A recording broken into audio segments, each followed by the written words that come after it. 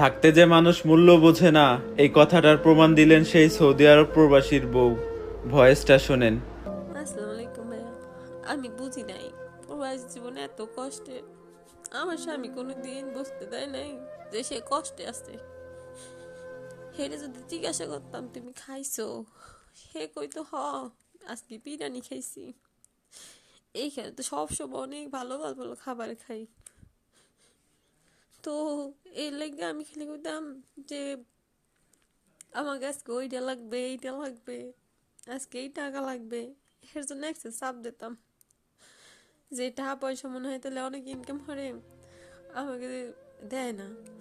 সে অন্য কোনো জায়গায় মনে কোনো সম্পর্ক কোনো কিছু এইগুলো মনে করতাম। কিন্তু সে খাইয়া না খাইয়া আছে আমাকে জন্য এত কষ্ট করে, সেইটা কোনোদিন বুঝি নাই। বুঝছি, এখন বুঝছি, কিন্তু তারে যে হারাইয়া ফেলছি,